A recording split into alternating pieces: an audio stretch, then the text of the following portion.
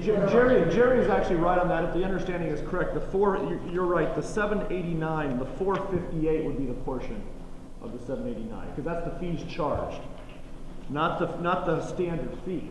The fees charged should be, if we're right, fall underneath the 789. So what is that? Roughly 2/3 of this practice is managed care, and 1/3 is not. And that's the average for the industry. 2/3 of the revenue in the average practice comes from insurance, and 1/3 from fee for service. So when you guys get an email from Margaret later about the EagleSoft report, let's pay attention to this because this will be really, I think it'll be a really significant part of how we do this if we're working with a lot of previously Patterson accounts. So if you move on to the next one, EagleSoft as well, it's a different looking report. It's by provider.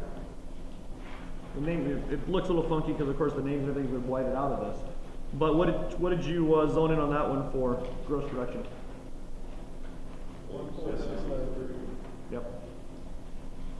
That one's nice and straightforward. Production, collection, adjustment. How about the page before one? Or is that the same one we're doing? With the legal services of $33.99. Where are you looking at, Jerry? That same one, just deleted services. Can you get clarification on that too, Margaret? Deleted services. The previous page. So the one Oh, the third. services at 783. Yeah. Yeah. Like I wonder if it's like family that comes in and they run. So we just say there's no adjustments on that one at all. Yeah, that one, that's the one we're talking about. Was that report? All we got was the cover page. So was there a managed care page to back this one up? We don't know. Did we just not look for it, or was it a different software? We don't know because the front pages of both those EagleSoft reports look exactly the same. Now, did we not dig deep enough? Maybe, maybe not. I would think this one here, the 1.6, would match up to what the other sheet looks like with that number, the 766 that we're talking about. I would think that number, if we had the day sheet for that spreadsheet, would match up. You see what I'm saying? This is what's Because the amount of adjustments written off? Yeah, this sheet would be before the adjustments were. Doctor, have you decided you don't want to go on the SSG? I've been down this production.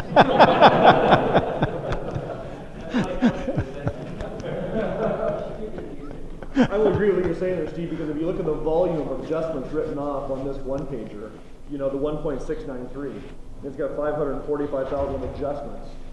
Yeah, you'd assume that probably the managed care written write-off is already taken into that one, because somehow they got 545,000 of 1.6 written off. So is this, we're talking about that number and going back and looking for the managed care, and then we talked about retail versus selling price. I mean, for us, if we went back and said, here's what we could have sold data care for 40%, here's what we sell it for 28%, is that kind of what we're talking about? I mean, the production is really what they're billing here. But see, the managed care report, what they're doing is they would be putting their production would be at the reimbursement rate of the managed care company. Right. So it's not UCR anymore. It's not gross production. It's like, okay, we're just putting our production at what exactly the insurance company will pay us. So we're missing the difference between a gross and adjusted in that one, which is where the managed care report comes into play. So it's not necessarily it's in line with what you're saying about ADEC, but ultimately it's just the difference between gross and adjusted. It goes back to what Jerry was saying about WDS. Some of the accounts just put their UCRs at WDS reimbursement. That's a challenge. It's the same kind of scenario as what you're doing if you just forget about what managed care write-off is. Is EagleSoft the only platform that has it separated out? We don't know. We don't know. This is the first time we've seen this. And it was literally 2 days ago that this came through. So if we threw it in there so we could talk about it, we hadn't seen it. We've never seen or heard of that. So. Yes, sir. Is UCR usual, customary, and reasonable? Yes. Yep. I was trying to remember what the R was. Yeah. Reasonable. Let's go to the. You want to do practice first? No. Dave, Yeah. back on the EagleSoft one that's dated 3/11, 2014. Are we going to get 12 months of numbers or just 11?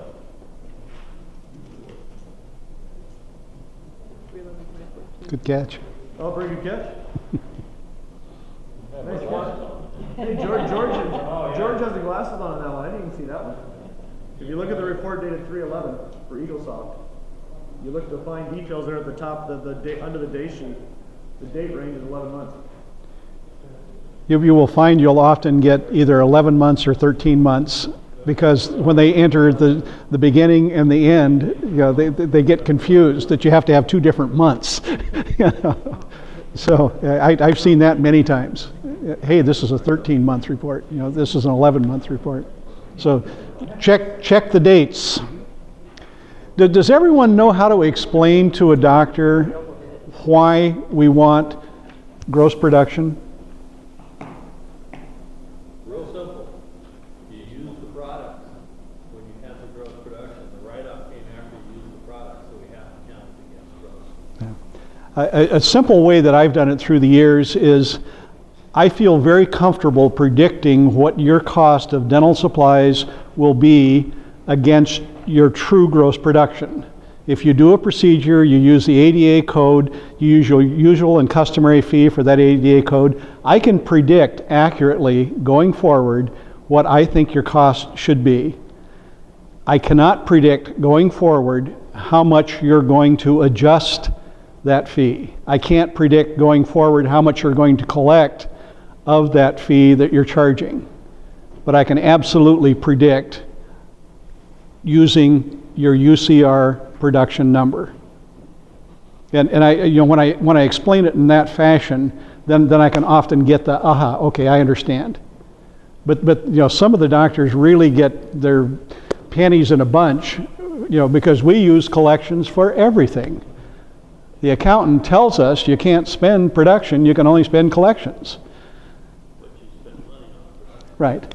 And I tell them that I can't accurately predict going forward if you're going to collect 90%, 95%, 100%. We see offices collecting 105% because they did a poor job of collecting the year before. They only collected 95. Next year they collect 105. For the 2 years, they collected 100%, but there's 10% difference in the supply cost from year to year. So if we're on one side of it, it helps us. If we're on the other side, it helps the doctor. So why would we use a number that's going to benefit one or the other of us? Why don't we use a number that doesn't benefit either one of us? That's an accurate portrayal. If you do a procedure, what your supply cost is for that procedure. The only accurate portrayal of that is using the ADA code and your usual and customary fee. Since they have such a hard time getting past this, I always suggest that you go ahead and show it against collections as well. We're going to measure it against production. We're talking to them like that. That's how we're going to do it. But when you meet with them quarterly, show them how we're doing against production, but also say, okay, how do we do against collections, and show that too, because that's what they want to see.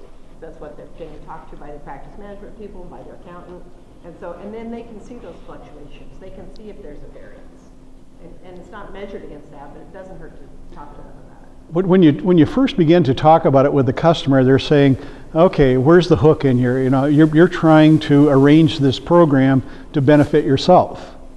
And you have to explain to them, no, I'm not doing that, because it could be a benefit to you, or it could be a benefit to me. I don't know, because I don't know accurately how much you're going to adjust next year. I don't know accurately what percentage of your production you're going to collect. And so if it goes one way, it favors me. If it goes the other way, it favors you. So I'm not looking for an advantage. I'm looking for a true criteria of how much you're spending to produce X amount of dentistry. So I think you need to do a good job of explaining that to the doctor so that they don't think that we're trying to take advantage of them. Kathy, did you say it's a good idea to go over both sets? I mean, show them what to do. If they're adamant about it, yeah, I would. And I would say that in the beginning. I'd say, let's just measure both. If you want to see that, we'll measure both.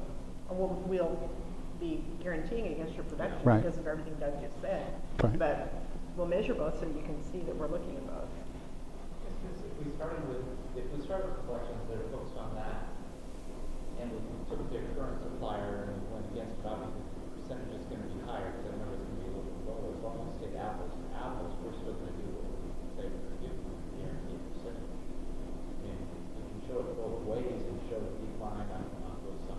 Right.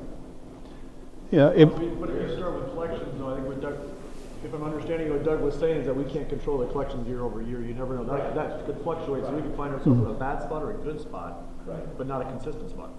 Right, I understand that, as long as we're on both sides, I think we can show some percentages of both sides going forward. But to Kathy's point, as long as they understand what we're guaranteeing against is production. We can show them two sets of numbers, but you don't want them, at the end of the year, go, hey, but look at, this didn't change. I see a lot of them come through now, because I review a lot of these numbers, and I see a lot of them where the account manager has written the percentage and down in the bottom, they'll say collections equals, 6.92. We had them guaranteed at 5.5, they came in at 5.1, but against collections it was 6.92. That sort of thing. So they write it in there, 'cause obviously the doctors do want to know what it is. And I think with that, open up the discussion for, well, we're not doing collections, we're lacking in collect, so why don't we focus on doing a better job of collections? Right. That gets you into a business conversation, which is how we want to differentiate ourselves consistently. So yeah, that could cause a great conversation. good point. Great point. Hey, before we break, but real quick, let's just flip to the last one, which is practice work. It's a very straightforward one, but I just want to make sure everyone has a feel for what the different softwares look like so you're comfortable. So it's the one right after last EagleSoft. And this is not for a full year. I'll say that right off the bat. This is not a full year, but it still gives you the same result. So Mary, what did you find on that one? Yeah, I mean, this is a very straightforward looking gross production, production adjustments, net production. I mean, this is an ideal one to look at. What's that? Exactly. They hold them to the goal because they're only at 59%, so they're really screwing up. This is for 1 quarter, by the way. Who wants this account? I do. Yeah. 3 months, sign it up. But no, this is pretty straightforward. We just want to zone in and make sure you guys were comfortable with all the different softwares out there. Cool. Perfect. Okay. Ready for break? Break time. Break time.